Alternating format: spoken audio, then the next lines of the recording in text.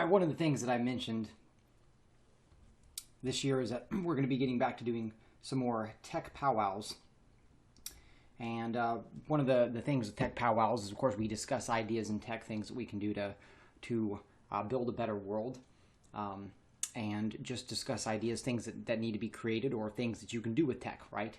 I think that math and a lot of programming languages are kind of ways to communicate with a robot, essentially.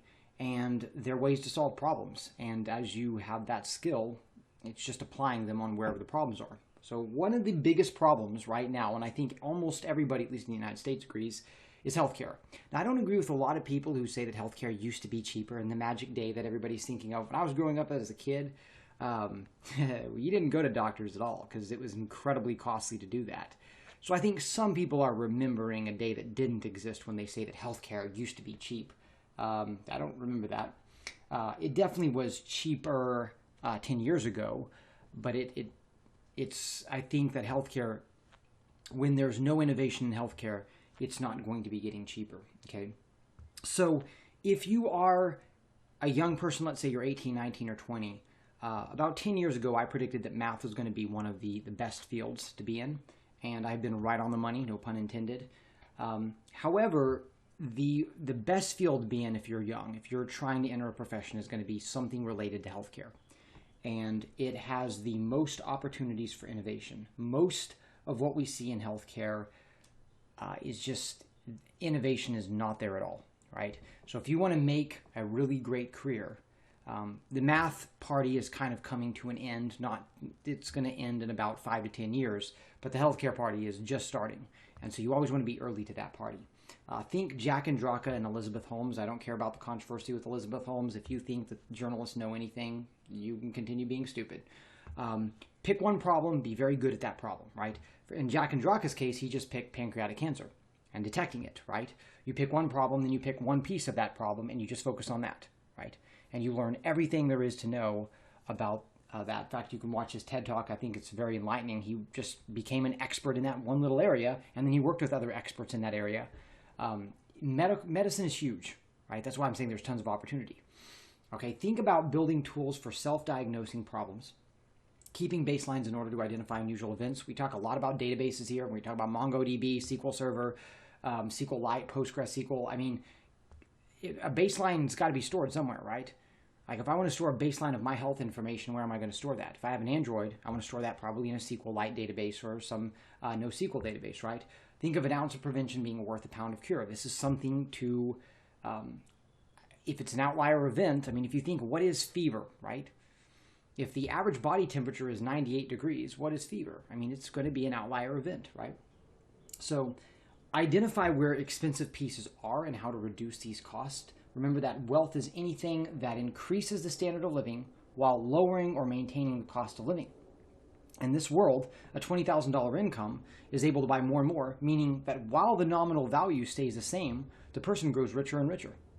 You want to defeat poverty? The easiest way to defeat poverty is make everyone's dollars, euros, yens, renminbis go farther. So very opposite of an inflationary economy, right? And then I put here, especially in the United States. Now, for those of you who are in other systems, and I believe over 70% of my audience is international, which is awesome.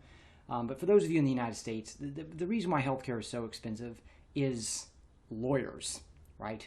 And it's called lawsuits. And that's why I put here that the key to building something is going to be to empower self-producers. Think of things like 3D printing or maybe even 3D molecular printing. If people create their own solutions, lawyers can get all mad, but I mean, those people are doing it in their own time, right? Like, hey, I just gave them the tools to create their own solutions. What they do with their tools is their business. It's not my business, right? And when we live in a world in which people can produce their own solutions, that's great. It eliminates lawsuits. As a case in point, by the way, an example of this is a lot of Americans don't realize this, but there's a massive shortage in the United States. Note, for everybody in the world, don't come to the United States if you need health care, of saline IV fluid shortage. Why is there a massive shortage of that? Because you can't be in business and produce this. In other words, it's unprofitable to produce. If you have a business and you're trying to produce saline IV fluid, you can't. I mean, you can't make money off of it because you have to cover lawsuits and you have to cover this. So it costs more money to produce than to make, even though saline IV fluid is very cheap to make.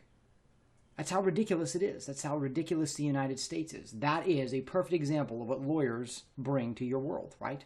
They don't care about things getting richer and richer. They care about their pockets getting thicker, right? They don't care about your pockets.